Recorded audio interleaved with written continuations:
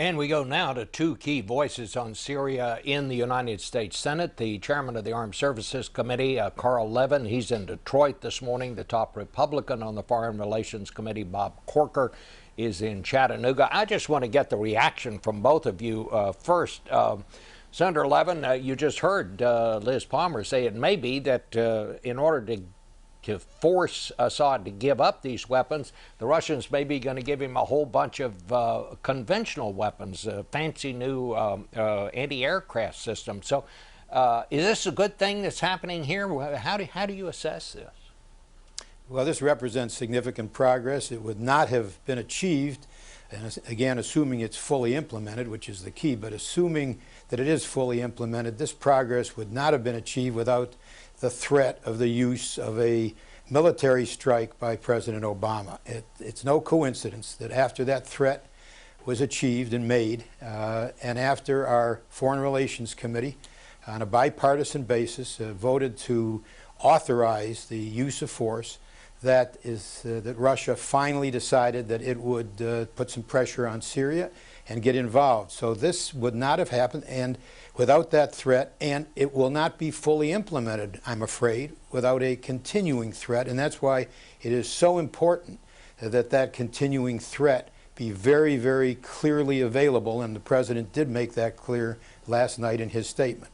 Well, the Secretary of State, John Kerry, in Tel Aviv this morning, spent a good part of a news conference there saying that the use of force, the threat of force, is still on the table. Senator Corker, what's your first reaction to all this? Well, look, as Carl just said, in our committee we passed out on a bipartisan basis the authorization for the use of force, and it was done to get us to a diplomatic place. So I think all of us have wanted a diplomatic solution and know that's the only way to solve this. On the other hand, I think all of us have to approach this with a healthy and strong degree of skepticism. I mean, the fact is that it's not only that what is said in these agreements, but also what is not said or what is said privately. So I think we need to move through this with skepticism. There's no question that Russia has retained its ability to veto under Chapter 7. So the threat of force from a multilateral standpoint is still very much in Russian hands.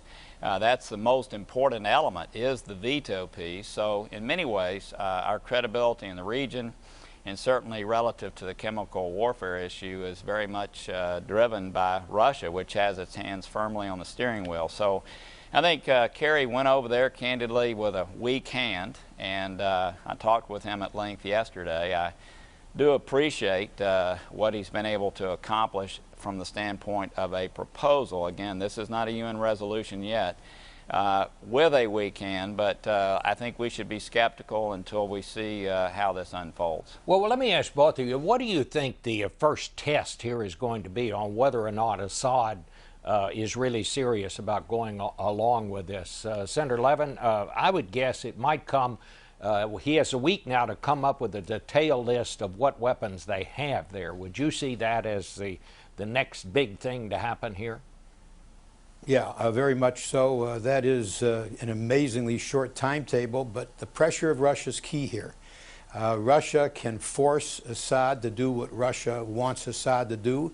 It is the weapons supplier for Assad. It has been deeply involved in one of the very few countries that have supported Assad.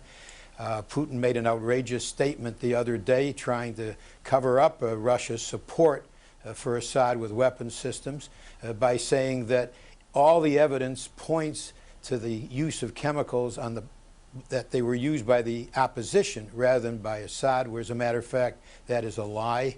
All the evidence points to Assad using it. Russia has tried very hard, as their really number one or number two goal, to force us to give up the option of using force if Assad does not comply. Russia has failed in that goal. We retain the option of using force if there is not full compliance. Senator Corker, We have been trying to arm the rebels, the opponents of Assad, or at least that's what we have said. We've seen very little evidence that any of that aid has gotten to Syria at this point.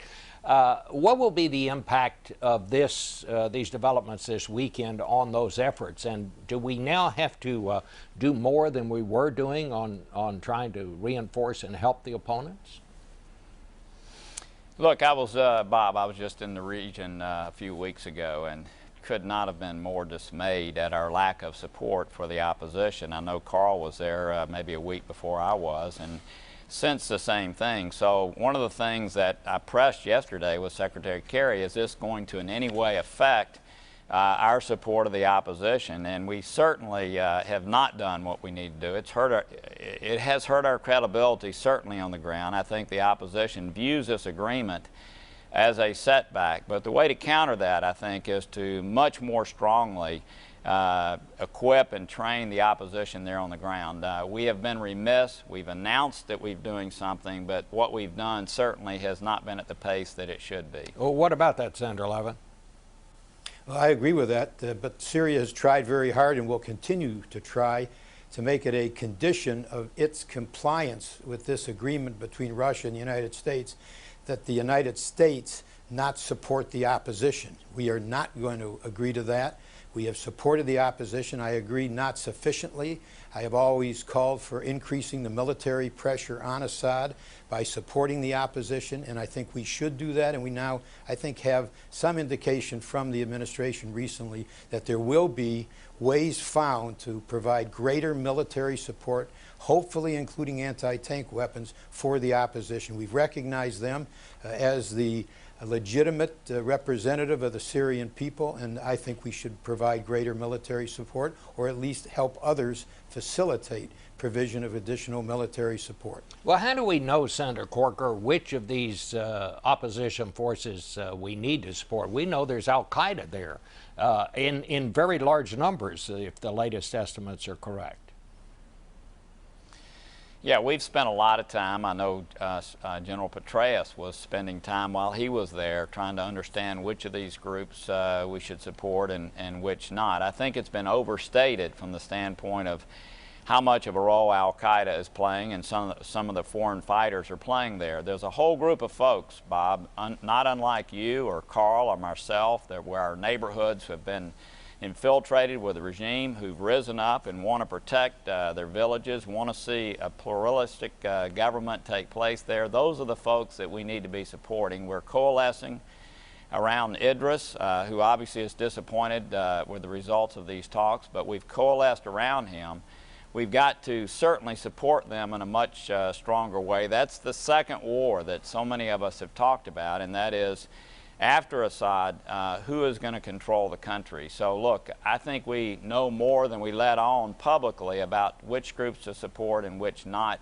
We need to do much more to help them. Our intelligence agencies, I think, have a very good handle on who to support and who not to support. And there's going to be mistakes. We understand some people are going to get arms that should not be getting arms. But we still should be doing everything we can to support the Free Syrian opposition. Senator Levin, what kind of a grade would you give the president on the way he's handled this? I give him a very good grade because he's taken a very difficult step, because he has always been very reluctant to use force. He believes force should be the last option, and I happen to agree with that.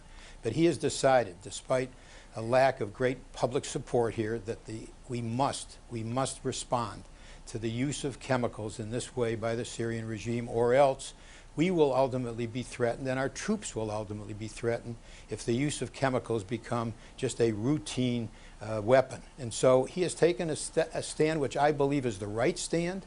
It's a courageous stand, because even though the rest of the world says there must be a response, when it comes to actually acting, to act against Assad for that response, then the rest of the world is kind of pulling up short. But the president was clear.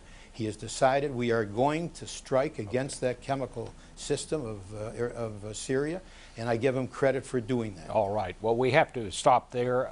Thanks to both of you, and we'll be back in 1 minute with former Secretary of State Madeleine Albright.